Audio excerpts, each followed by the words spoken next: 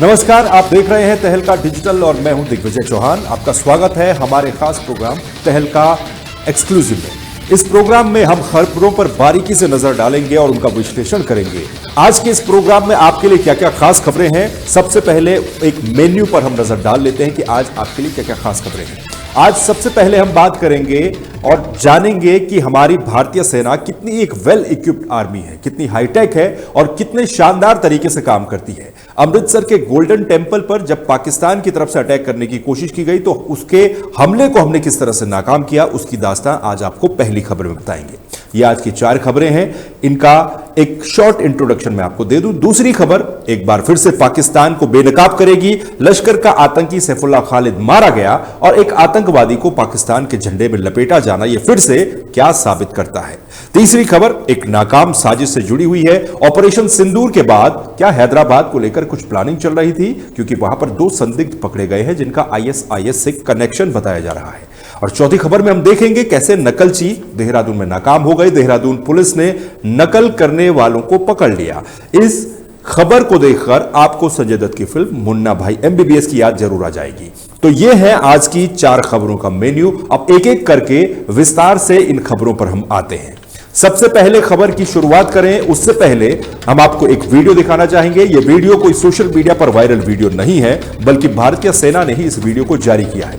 पंजाब के अमृतसर से जब यह वीडियो सामने आया है, यह बताता है कि कैसे पाकिस्तान का हर वार नाकाम हुआ, उसके ड्रोन, उसकी मिसाइलें सिर्फ टीन का डब्बा साबित हुई। पहले आप ये वीडियो देखिए, फिर आगे बात करेंगे।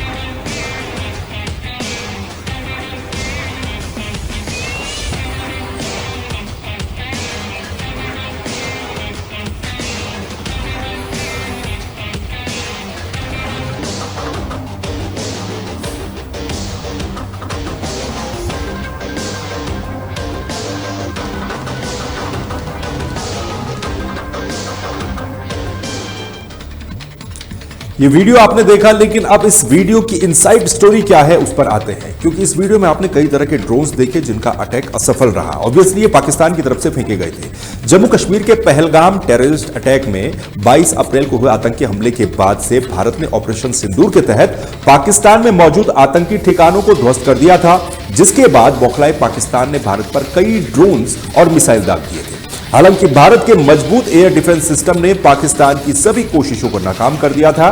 सेना ने सोमवार को एक प्रदर्शन किया कि कैसे आकाश मिसाइल प्रणाली, L-70 एयर डिफेंस गन सहित भारतीय एयर डिफेंस सिस्टम ने अमृतसर में स्वर्ण मंदिर और पंजाब के शहरों को पाकिस्तानी मिसाइल और ड्रोन हमलों से कैसे बचाया।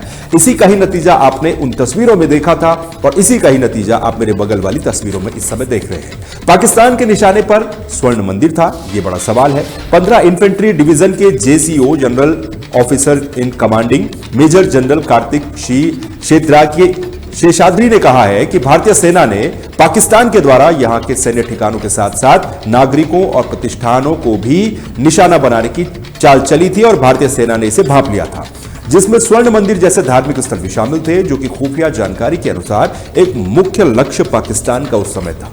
गोल्डन टेंपल को पाकिस्तान निशाना बनाना चाहता था, क्योंकि इससे पहले भी पाकिस्तान इस तरह के काम करते आया है। भारत के कई धार्मिक जो स्थल है उनको निशाना बनाने की कोशिश की गई पाकिस्तान की तरफ से।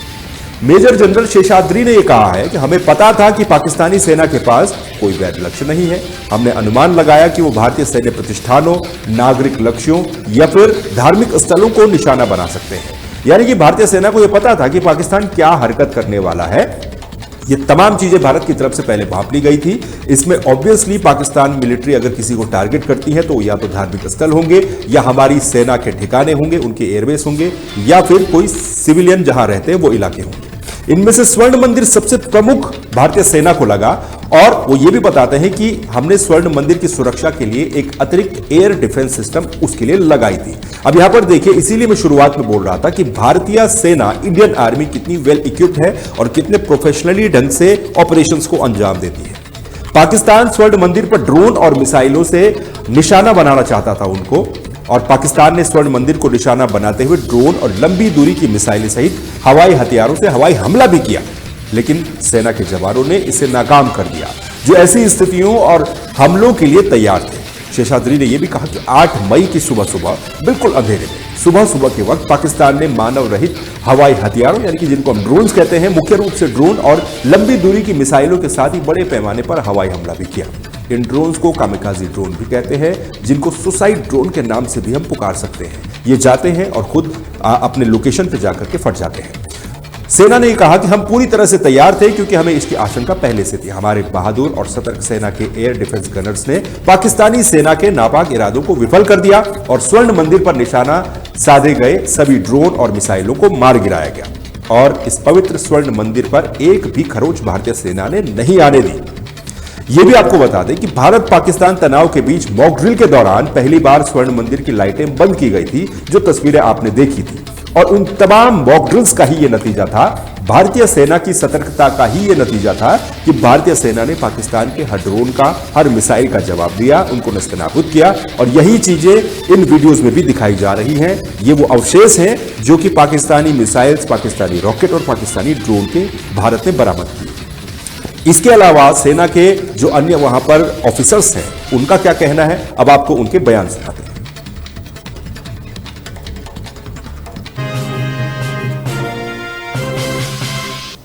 बांधा था सर पे और हौसले बड़े हथियार थे, लड़ने और मारने के लिए हम उसी दिन हो गए तैयार थे। मोड़ दिया है मुंह को फोका दुश्मन की ओर, बस मौके का इंतजार है। एक बार मिल जाए देश, इस बार आर है जा पार है। पैंथर के नुमाइंदे हम, कैन डू विल डू हमारा घर है। दुश्मन को घुस के मारेंगे अंदर तक, अब नहीं किसी का डर है। जहन में है बदला, दिल में है जज्बा और आंखों में गरूर है। आतंकवाद को जड़ से मिटाने के लिए हिंदुस्तान ने चला दिया ऑपरेशन संदूर है। भारत माता की, भारत माता की, भारत माता की। सर, गोल्डन टेम्पल को लेकर और अमृतसर को लेकर कैसी आर्मी की तरफ से या डिफेंस की तरफ से कैसे प्रोटेक्शन दी जाए? जी देखिए, as air defenders of Punjab सभी जानते हैं कि पंजाब में अमृतसर और गोल्डन टेम्पल यहाँ की सिविल पॉपुलेशन ही नहीं बल्कि पूरे भारतवर्ष के लिए एक हाई रिलीजियस सेंटिमेंट्स और हिस्टोरिक वैल्यू रखता है। इसीलिए इसकी प्रोटेक्शन हमारे लिए टॉप प्रायोरिटी बनती है। जैसे कि आप सभी जानते हैं, हमारी आर्मी एयर डिफेंस के पास tactical control radars, fire control radars, counter US systems, long range surface to air, radar guided missiles, heat seeker missiles और एडी गन वेपन सिस्टम्स हैं। हमारी लेयर्ड और टीयर डिफेंस, जैसे आपने डीजीएमओ की conference में उसका मेंशन सुना होगा, ठीक उसी प्रकार हमारी different class of ground based air defence weapons, एक कारगर एयर डिफेंस और काउंटर यूएस अम्ब्रेला यहां बनाए हुए हैं।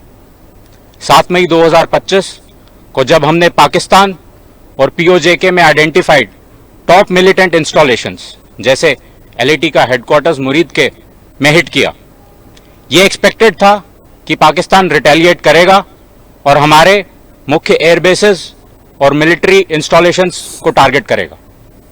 बट टू आवर सरप्राइज, कुछ kamikaze drones surface to air, surface to surface और एयर टू सरफेस मिसाइल्स जो कि डायरेक्टली गोल्डन टेम्पल के लिए वहां से लॉन्च की गई थी, लगभग 3 दिन तक they tried to damage our airbases and military installations. Success नहीं मिलने पर इन्होंने यही कामिकाजी ड्रोन्स और रॉकेट्स को सिविल एरियाज, गुरुद्वारा साहिब और रिलीजियस एरियाज को भी टारगेट किया। All of the air raid was intercepted and shot down with such precision. Moreover civil population ने भी हमारा कभी साथ नहीं छोड़ा। आप इसी बात से अनुमान लगा लीजिए कि 3 दिन में हमारी ground based air defence weapons और आर्मी एयर डिफेंस का सिर्फ 10% एम्यूनिशन ही एक्सपेंड हुआ था। I must tell you this, हमारे जवान देवर चार्ज्ड अप। जैसे ही कन्फ्लिक्ट के डेज बढ़ते जा रहे थे, देवर फुल ऑफ जोश and shooting down drones with more accuracy. They were unstoppable.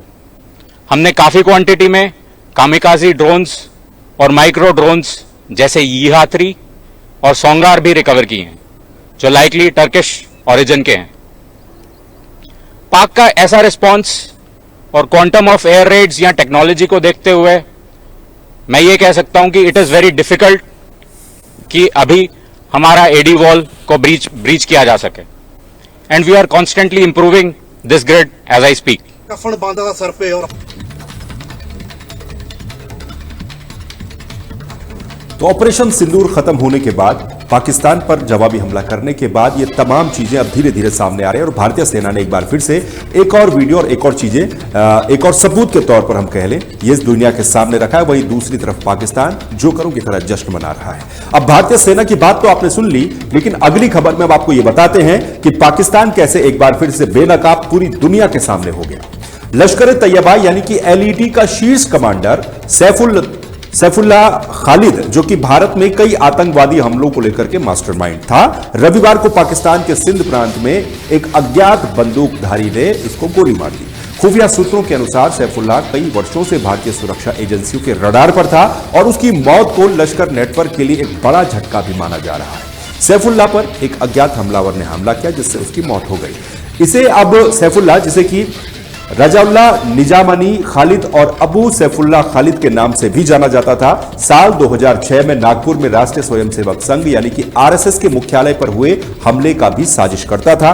इसमें सभी 3 हमलावर मारे गए थे और इसके अलावा 2005 में बेंगलुरु के इंडियन इंस्टीट्यूट ऑफ साइंस यानी कि IISc पर हुए आतंकवादी हमले में भी यह शामिल था, जिसमें एक प्रोफेसर की मौत हो गई थी और 4 अन्य लोग घायल हो गए थे। साल 2008 में उत्तर प्रदेश के रामपुर में CRPF के कैंप पर एक हमला हुआ था। उसकी साजिश भी सैफुल्लाह ने ही रची थी, जिसमें 7 सुरक्षाकर्मी और 1 नागरिक मारे गए थे। सुरक्षा एजेंसियों के अनुसार सैफुल्लाह 2000 के दशक के बीच में नेपाल में लश्कर के संचालन का नेतृत्व कर रहा था, जहां वो भर्ती, उनका फाइनेंशियल हिसाब किताब देखना, उनको रसद सामग्री पहुंचाना और भारत नेपाल सीमा के पार आतंकवादियों की आवाजाही की देखरेख का काम वो किया करता था। इसकी जिम्मेदारी सैफुल्लाह पर थी।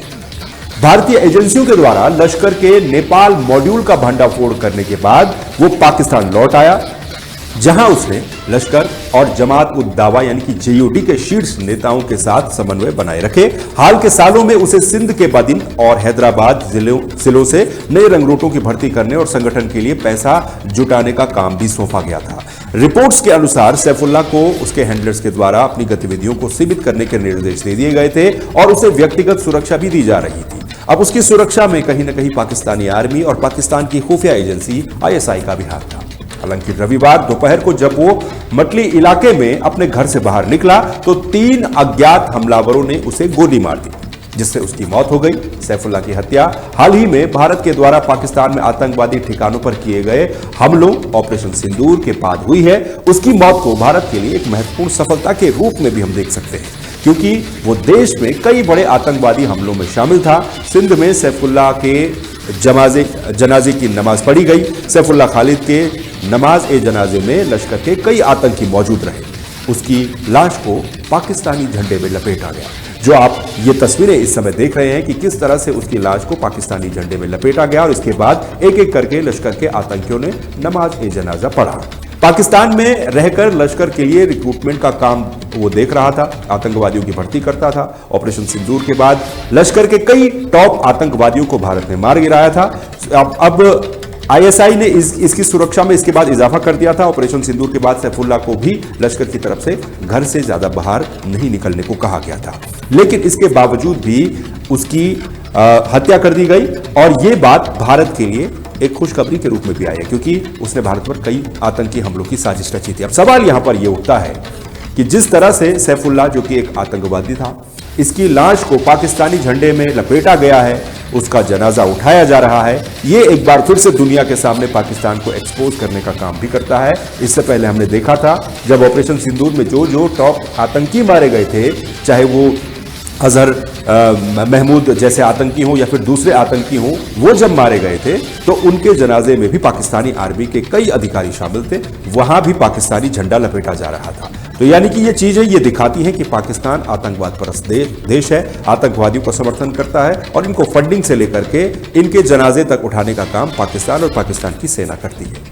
तो यानी कि दुनिया के सामने पाकिस्तान एक्सपोज किस तरह से हो रहा है, हर बार सामने नजर आ रहा है। अब तीसरी खबर की हम बात करेंगे। तीसरी खबर है हैदराबाद से, जहां पर एक लगता है कि बड़ी साजिश रची जा रही थी। ऑपरेशन सिंदूर के बाद न सिर्फ पाकिस्तान बल्कि आतंक के आका भी बौखलाए हुए हैं। भारत में इसे लेकर सतर्कता उसके बाद से ही बढ़ा दी गई है। सभी राज्यों की पुलिस को एक्स्ट्रा अलर्ट रहने के आदेश दिए गए हैं। पिछले दिनों यूट्यूबर ज्योति मल्होत्रा समेत 6 लोगों को जासूसी के आरोप में गिरफ्तार किया गया था। वहीं अब हैदराबाद पुलिस ने 2 अन्य लोगों को भी हिरासत में लिया है। पुलिस के अनुसार 29 साल के सुराज उर रहमान और 28 साल के सईद समीर हैदराबाद में बम ब्लास्ट की तैयारी कर रहे थे। पुलिस को शक है कि ये दोनों सऊदी अरब स्थित ISIS के संपर्क में रहे हैं। पुलिस ने इन दोनों आरोपियों को आंध्र प्रदेश के विजयनगरम से गिरफ्तार किया है। इसके लिए तेलंगाना और आंध्र प्रदेश पुलिस ने एक जॉइंट ऑपरेशन चलाया था। पुलिस ने पहले रहमान को शक के आधार पर गिरफ्तार किया, वहीं पुलिस की पूछताछ में रहमान ने सारा सच उगल दिया और सईद समीर का भी नाम ले लिया, जिसके बाद पुलिस ने समीर को हैदराबाद से हिरासत में लिया। इन दोनों को पकड़ा। बम बनाने का सामान भी इनसे बरामद हुआ है। पुलिस अधिकारियों के अनुसार रहमान और सईद के पास भारी मात्रा में विस्फोटक पदार्थ मिले हैं। दोनों के घर से अमोनिया, सल्फर और एल्यूमिनियम पाउडर की बरामदगी हुई है, जिनका इस्तेमाल बम बनाने के लिए किया जाता है। ये दोनों आरोपी पुलिस की हिरासत में हैं। उन्हें जल्द ही अदालत में पेश किया जाएगा। 6 खुफिया एजेंट्स भी इससे पहले गिरफ्तार हुए थे। आपको यह भी बता दें कि पुलिस ने देश के अलग अलग कोनों से, अलग अलग राज्यों की पुलिसों ने 6 अन्य लोगों को भी गिरफ्तार किया था। इस लिस्ट में यूट्यूबर ज्योति मल्होत्रा का नाम भी शामिल है, जिस पर हम लगातार इससे पहले बात कर चुके हैं। सभी पर ISIS के खुफिया एजेंट होने का आरोप लगा है। खासकर ज्योति पर आरोप है कि ISIS के खुफिया एजेंट्स के संपर्क में वो थी और भारत की हो सकता है कि कई संवेदनशील जानकारियां भी वो पाकिस्तान को भेज रही थी। तो यह कहा जा सकता है कि ऑपरेशन सिंदूर के बाद, भारत पाकिस्तान तनाव के बाद देश में जिस तरह का माहौल था, उस तनाव के बाद अब पूरे देश में एक तरीके से एजेंसियां भी अलर्ट मोड पर हैं। कौन कौन यहां पर जासूसी कर रहा है या फिर कौन कौन भारत में किसी अनहोनी को अंजाम देने के लिए पहुंचा हुआ है, उसकी जांच पुलिस कर रही है। और इसी जांच का नतीजा है कि हैदराबाद में इन 2 आतंकवादियों को पकड़ा गया जो कि ISIS से जुड़े हुए थे। और ऑब्वियसली अगर इनके घर से बम बनाने का सामान बरामद हुआ है तो यानी कि ये किसी एक बड़ी तैयारी में भी थे। तो अब तीसरी खबर, अब चौथी खबर की तरफ बढ़ेंगे। चौथी खबर में हम बात करेंगे देहरादून में कैसे नकलची नकल करने में नाकामयाब रहे। देहरादून में नवोदय विद्यालय की लैब अटेंडेंट भर्ती परीक्षा में रविवार को बड़े पैमाने पर नकल का खुलासा हुआ है। केंद्रीय माध्यमिक शिक्षा बोर्ड यानी कि CBSE के द्वारा आयोजित इस परीक्षा में ब्लूटूथ डिवाइस का इस्तेमाल कर नकल करते हुए 17 अभ्यर्थियों को गिरफ्तार किया है। यानी कि ये 17 लोग यहां पर ब्लूटूथ लगा करके नकल कर रहे थे। ये परीक्षा शहर के 2 प्रतिष्ठित स्कूलों, पटेल नगर स्थित सोशल बलूनी पब्लिक स्कूल और डालनवाला के दून इंटरनेशनल स्कूल में 2 पालियों में आयोजित हो रही थी। पुलिस ने आरोपियों को कब्जे से 17 ब्लूटूथ डिवाइस बरामद किए हैं और इस बारे में पटेल नगर थाने में 2 तथा डालनवाला थाने में 1 मुकदमा दर्ज किया गया है। देहरादून के SSP अजय सिंह ने इस घटना की पूरी जानकारी दी है और उन्होंने बताया कि पहली पाली की परीक्षा के दौरान सोशल बलूनी पब्लिक स्कूल में एक अभ्यर्थी संदिग्ध इलेक्ट्रॉनिक डिवाइस के साथ पकड़ा गया। जांच करने पर यह पता चला कि उसने अपने जूतों में ब्लूटूथ डिवाइस छिपा रखी थी। मौके पर पहुंची पुलिस ने उत्तर प्रदेश के आजमगढ़ निवासी सौरभ यादव को तुरंत गिरफ्तार कर लिया। इसके बाद शाम की पाली की जो परीक्षा थी उससे पहले पुलिस ने केंद्र अधीक्षक के साथ मिलकर दोबारा चेकिंग की, जिसके बाद 7 और अभ्यर्थियों के पास ब्लूटूथ डिवाइस पकड़ी गई और उनको भी हिरासत में ले लिया गया। इस मामले की गंभीरता को देखते हुए पुलिस टीम ने दूसरे परीक्षा केंद्र दून इंटरनेशनल स्कूल में भी तलाशी अभियान चलाया। यहां से भी 9 अभ्यर्थियों को ब्लूटूथ डिवाइस का उपयोग करते हुए गिरफ्तार किया गया। SSP देहरादून अजय सिंह ने यह बताया है कि पकड़े गए सभी आरोपियों से उनके साथियों और सॉल्वर गैंग के बारे में गहन पूछताछ की जा रही है। प्रारंभिक जांच में यह पता चला है कि यह सॉल्वर गैंग देहरादून से बाहर का है, जिसकी तलाश में पुलिस की कई टीमें गठित की गई हैं और उत्तर प्रदेश के कुछ जिलों में दबिश दी जा रही है। आरोपियों से बरामद सभी ब्लूटूथ डिवाइस को आगे की जांच के लिए भेजा जा रहा है। इसके अतिरिक्त नवोदय विद्यालय की इसी लैब अटेंडेंट परीक्षा में एक और धोखाधड़ी का मामला सामने आया है। इसमें FRI केंद्रीय विद्यालय सेंटर में सामने आया है। यहां मूल अभ्यर्थी के स्थान पर परीक्षा देने के लिए एक दूसरे व्यक्ति को बिठाया गया था, जिसे गिरफ्तार कर लिया गया है। एसएसपी ने बताया है कि दूसरी पाली की परीक्षा के दौरान फैजाबाद मूल के अभ्यर्थी सौरभ सिंह के स्थान पर एक दूसरा व्यक्ति परीक्षा दे रहा था। परीक्षा समाप्त होने के बाद जब सीबीएसई की बायोमेट्रिक टीम ने जांच की तो पता चला कि अभ्यर्थी द्वारा प्रस्तुत आधार कार्ड फर्जी है। पूछताछ में आरोपी ने अपना नाम श्रीचंद बताया। अब पुलिस ने श्रीचंद और मूल अभ्यर्थी यानी कि जिसको परीक्षा देने आना चाहिए था सौरभ सिंह, दोनों को गिरफ्तार कर लिया है और उनके खिलाफ भी मुकदमा दर्ज कर लिया गया है। नकल कराने वाले गिरोह के तार देहरादून से बाहर जुड़े होने की सूचना के बाद पुलिस ने तेजी से कार्रवाई करते हुए इस मामले में शामिल 2 आरोपियों को हरिद्वार से गिरफ्तार कर लिया। यानी कि आप ये भी सोचिए कि कितनी जल्दी पुलिस ने इस पूरे मामले में कार्रवाई की है। एक के पास ब्लूटूथ पकड़े जाने से ये पूरे गैंग का भंडाफोड़ पुलिस ने किया है। अब ये आरोपी हरियाणा के एक नकल गैंग से संबंधित बताए जा रहे हैं, यानी कि वही हरियाणा का नकल गैंग जो इससे पहले भी उत्तराखंड की कई भर्ती परीक्षाओं में आकर के यहां पर नकल करवाता गया है। हो सकता है कि यह गैंग उसी से जुड़ा हुआ हो। पुलिस अब मेरठ के एक दूसरे गैंग की तलाश में भी जुट गई है। कुल मिलाकर के रविवार को हुए इस नकल कांड में करीब 21 लोगों के खिलाफ मुकदमे दर्ज किए गए हैं, जिनमें से 20 लोगों को गिरफ्तार किया जा चुका है। इन सभी के खिलाफ the public examination prevention of unfair means act 2024 की धारा 3, 4, 10 और 11 के साथ साथ धारा 318 और 61(2) के तहत कानूनी कार्रवाई की जा रही है। यानी कि नकल माफिया क्या अभी भी एक्टिव हैं? इससे पहले हम देख चुके हैं उत्तराखंड में कई तरह के एग्जाम हुए हैं जिनमें नकल करने का आरोप लगाया गया था। कई एग्जाम पेपर लीक के चलते स्थगित हो गए और कई छात्रों का भविष्य इन्हीं सब कार्यक्रमों की वजह से बर्बाद हो गया। लेकिन इसके बावजूद भी क्या नकल माफियाओं के हौसले अभी भी इतने बुलंद हैं कि हरियाणा से सॉल्वर गैंग यहां पर पहुंच रहे हैं और ब्लूटूथ के जरिए नकल करने की कोशिश की जा रही है? ऐसे में सवाल यह भी उठता है कि बाकी की परीक्षाएं जो है उनमें पारदर्शिता का ध्यान किस तरह से रखा जा रहा है और रखा भी जा रहा है या नहीं रखा जा रहा है। बहरहाल आज के तहलका एक्सक्लूसिव में इतना ही। आप देखते रहिए तहलका डिजिटल। नमस्कार।